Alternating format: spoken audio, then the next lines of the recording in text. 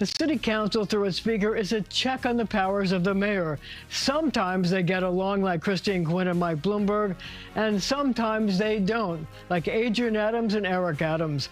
The relationship between Julie Menin and Zohran Mamdani is still a work in progress. The Point starts right now.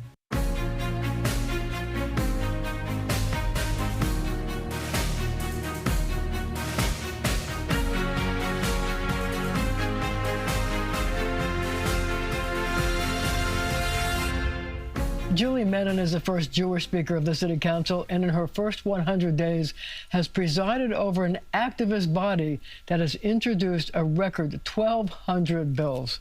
So I have to ask you this question. You know, a lot of people look on the speaker as the check and balance on the mayor. How do you see the job? Well, we're a co-equal branch of government, and we have a number of different functions. Obviously, we pass legislation. We also have oversight over all the city agencies. We have a proactive land use role. I really view our role, Marcia, as all of the above. I've been commissioner of 3 different city agencies, so I understand that oversight role. Oversight is very beneficial overall because it makes sure that the agencies are performing at the highest level possible. There'll be areas of broad agreement with the mayor, and there are around the affordability agenda. We completely agree we need to build more affordable housing. We need to do universal child care, which is something the city council has been working on for many years. And in fact, we just passed some bills to make it easier to build more child care facilities. And then, of course, there will be, as is natural, areas of disagreement. But when there are those areas of disagreement, we want to make sure that we're doing so in a productive way that really works for New Yorkers. Well, people notice the fact that there's definitely a philosophical difference between you and the mayor, who says he's going to govern as a democratic socialist. And it comes out in his desire to tax the rich. Now, the governor is going to allow a pied-à-terre tax, which is a way of taxing the rich who don't live in New York City. But I guess the question you have to ask is, if we start taxing the rich who live here in New York City, are we worried that these people will leave? Well, I support progressive taxation, to be clear. I do hope that eventually the federal government will actually do more progressive taxation so they're not pitting states against each other, because right now we have a situation where we lost 20,000 jobs last year, and in the 4 prior years we gained 190,000 jobs. Many of those jobs have gone to the states of Texas and Florida. We also lost 5,000 small businesses last year, so more small businesses actually closed and opened. And as a former small business owner, that is very, very concerning. I support the pied-à-terre tax that the governor has come out with. I do believe in progressive taxation, but we want to be smart about it when we do it. And so one of the things that the council has done is we put forward a series of savings plans where we've identified billions of dollars of savings without making cuts, because to be clear, we do not want to make cuts to services. We believe it's really possible to be able to do these savings without doing any cuts. See, the reason I asked the question is because if you take a look at the city's tax base, people who earn $1 million make up 1% of the population, but they pay between 37 and 40% of the taxes. So the question is it a legitimate argument to make that there's a concern that these people who have more flexible income would leave New York City? Well, we've certainly seen job loss, as I mentioned, to Texas and Florida. It used to be 20 years ago that there were triple the number of financial services jobs in New York than there were in the state of Texas. Now the state of Texas has surpassed us. So we do want to make sure that we are constantly keeping businesses here and attracting new businesses, because by a robust economy will, of course, allow us to build more parks, to support our schools, to build more affordable housing, all of the things we need to do in the affordability crisis. One of the things that I've done as speaker is we've created a new division in the city council focused on economic development, precisely to be able to work with businesses. We're also doing a number of pieces of legislation to help small businesses. As a former small business owner, I know how hard it is to own and operate a small business in the city. So we're doing legislation to reduce fines on small businesses and really cut down down on bureaucratic red tape that make it so difficult to own a business in New York City. I used to serve as commissioner of the Department of Consumer and Worker Protection. And in that role, Marcia, one of the things I did is I instituted 25 reforms to reduce fines so that we'd give small businesses 30 days to cure the violation, as long as it wasn't a safety violation, of course, before ever receiving a fine. So those are the kinds of policies I think we need to do more of to support our small business sector, which are really the backbone of New York City. So here's the question. Why does the pied-à-terre tax, which does tax the ultra-rich, why does that make sense? Well, I think it makes sense because we do have a budget deficit, and so we do need to do something about that. And that is a revenue raiser that would really affect those who aren't living in New York City. It's on homes in excess of $5 million. So I think that that does make sense. So now, over the course of the next couple months, we'll be having budget hearings at the City Council, really working with the administration to try to identify additional savings, which we'll need to find in order to reach our final negotiation at the end of June. So the reason I was asking about the pied-à-terre tax, because it generated a social media post by the president attacking the mayor because he says it's going to ruin the city because of tax. Now, one could argue that he's worried about it because he himself might have to pay the pied-à-terre tax because he's not a resident of New York City, and he does have a multi-million-dollar home in Trump Tower. Do you think it would be right for the president of the United States to be paying this same pied-à-terre tax because he fits the description of what it would cover? Well, certainly anyone. Of course, the president has to pay. Everyone has to pay that who qualifies in that. It's about 13,000 homes that will be affected by the pied-à-terre tax. Again, it's for people who have this second home. They're not living in New York City, but they've purchased a home in excess of $5 million. So I do think that it makes sense, and so that is why I came out in support of it. Do you think that the president was upset about the tax because he knows he's personally going to have to pay it? I don't know. I couldn't put I don't know about that. But I think, look, at the end of the day, what we need to focus on is we have to do a responsible budget that really helps New Yorkers. One of the things that we have focused on is restoring cuts to libraries. We restored cuts to cultural institutions. I think that's very important because libraries and cultural institutions are so important to the vibrancy of our great city. And so many tourists come to our city because of our vibrant cultural scene. You know, there are many people in the financial sector who look at the city budget who think that the City Council has been the adult in the room in terms of the budget proposal that you made, which they seem to be more realistic, not tapping into rainy day funds and things like that.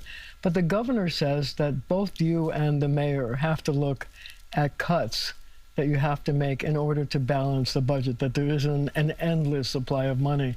So in looking at that, where is there room to make cuts? Well, first of all, I think the proposals that we put forward, Marcia, are very smart, sensible proposals. So, for example, the Department of Education, which we spend more money on than any other city agency, almost $40 billion of the $127 billion goes to the Department of Education.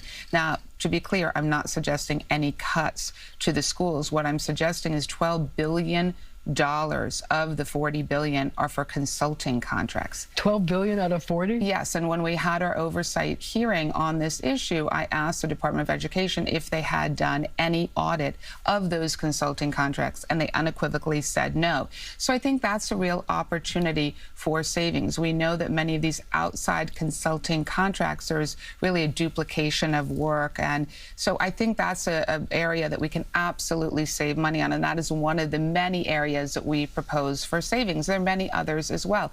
So I look forward to the conversation with the administration. We are going to be doing our hearings, and that will be another way that we can get more into the issues. So I have to ask you about another thing, Local Law 95, which requires a lot of, 97, that requires buildings to electrify in some or substance.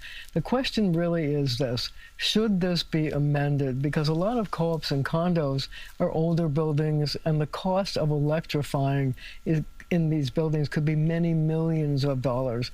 And some buildings may decide to just pay the fine for noncompliance, as opposed to actually having the wherewithal to do this massive overhaul. Is there any way, any wiggle room that this should be amended? Well, there's an accelerator program as part of the law to really help buildings to comply. One of my colleagues, Councilmember Lee, does have a bill to try to amend the law. I have not had those conversations yet with Councilmember Lee or other colleagues in terms of where they're at on that. I think the important thing is that we work with buildings on the compliance. So that accelerated program is one way to help buildings to comply with it.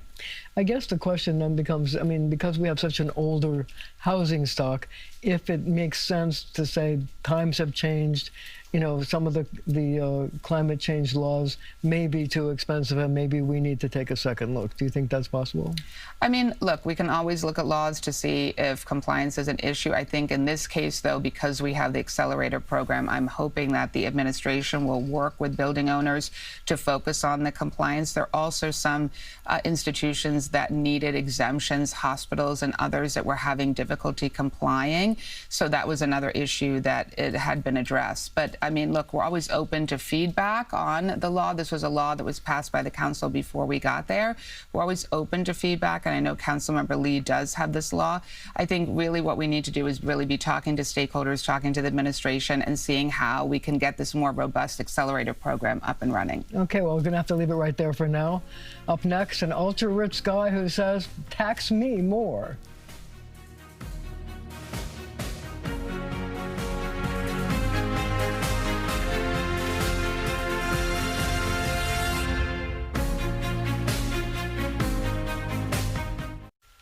Morris Pearl is the chair of Patriotic Millionaires, rich people who actually want to pay more taxes. The big question is why. So your message to Albany is tax me more. Explain to me why you think that's something you should do. Well, I want to live in a city that has enough money to pay for all of the services that make New York, New York. I depend on all of the people who work in the city that protect us, that work in my granddaughter's school teaching her English and Spanish. And I don't want to live in a city that runs out of money to pay for that stuff. That's not good for me. And of course, it's not good for anyone else either. So, but how much more should you pay? I should pay enough so that the city has enough money.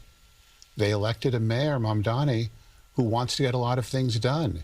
And that's what the people of the city voted for, and that's what they want. Not all the people voted for him. Well, I mean, only half the did. people. No, actually, only half the people voted for them. Okay. I mean, there were 3 people in the race, and so he actually didn't get a majority. We won. He got a plurality, but in any event, okay, there are people that didn't support him. Oh, that's true. That's true. Not everyone did. Not everyone did. But enough people did that he's the mayor. Right. And he was elected on the basis of the program. So how much should people like you pay? What percentage should they pay?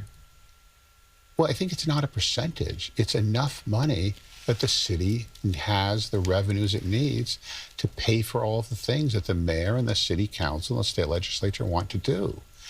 I don't even think you can think of it as a percentage. Do you want a percentage of income, a percentage of assets, a percentage of real estate? There's lots of different ways to divide up the tax burden among the people, and they have to decide how to do it in the most fair way. But I think the rich people have to pay more of the tax burden that we have in our city. Look, rich people already pay more of the tax burden.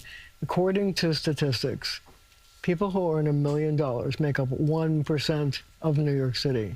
They pay between 37 and 40% of all the taxes. They're already paying for the services for everybody else. So the question is, how much more should people pay? Well, look, they need to pay. I think we need to pay more. You can divide the statistic any way you want to. The people, the very poorest, they pay 0%. So you could argue the middle class and the upper class pay 100% of all the taxes, and they can't pay any more. But I think we do need to have the richest people among us, the most able to pay more. So how much do you pay in taxes? What's your percentage? Percentage of what? My taxable income? I have almost no taxable income. All of my money comes from investments I made years ago. So I have practically no taxable income at all, and I pay almost no income taxes. So you think you should be paying how much more? I could pay substantially more, tens of thousands, hundreds of thousands of dollars more. I really could. So the President of the United States is upset about the taxing policy of the mayor of New York City. In fact, on Thursday night, he posted that the taxes were destroying New York City and that the tax policies are so wrong, people are fleeing. His direct words. He says people will leave the city. What's your response to that? Look, you can look at the statistics as taxes have gone up over the day. The New York State Department of Finance has statistics part of your income, part of your tax returns. People are moving in and out during the year. People who make a lot of money are moving into the city. The people moving out are the people who are moving to New Jersey and Connecticut, where they also have high taxes, but they have lower rent, lower childcare costs. Those are the people who are losing. People who want to have kids and have families and can't afford to stay in the city. The very rich people, they don't move because of taxes. I mean, we did lose the president himself who moved to Mar-a-Lago, but that's okay. The very rich people live wherever they want. They don't have to move because of taxes. Yeah, but you see, here's the question. People are leaving the state because of the tax rate. If you take a look at the size of the congressional delegation, it has deteriorated. Numbers have gone down, down, down because people are leaving because we charge so much in taxes, to the point where we now have only 26. We used to have one of the largest delegations. We do not anymore. We have 26 people, and in the next census, they estimate we're going to lose another 2 seats. So people are leaving. Somebody is leaving the city because of the taxes. Well, yeah, other states are gaining more. That's true. Texas, Florida, places that don't have high income taxes. Yeah, and places that people retire to because the weather is better there.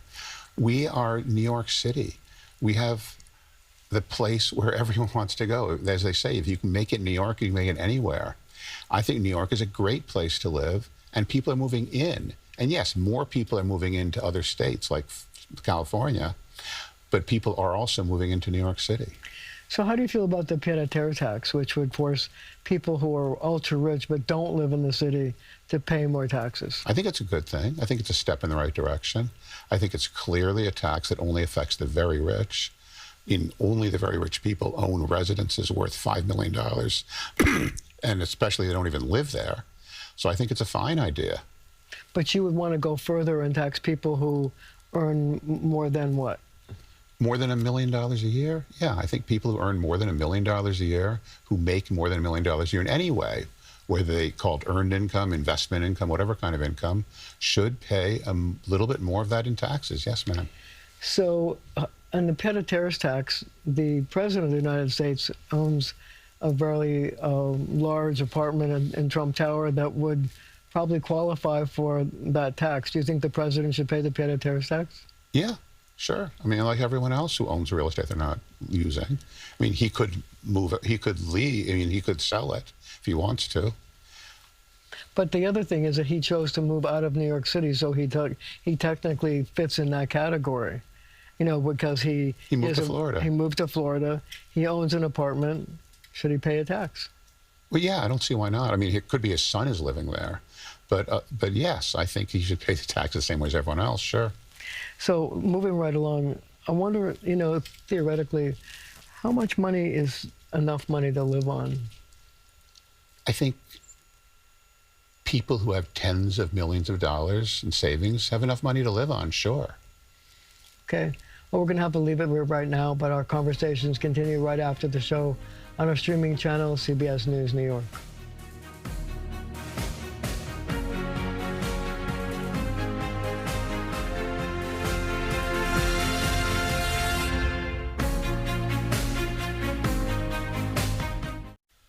Thank you for joining me.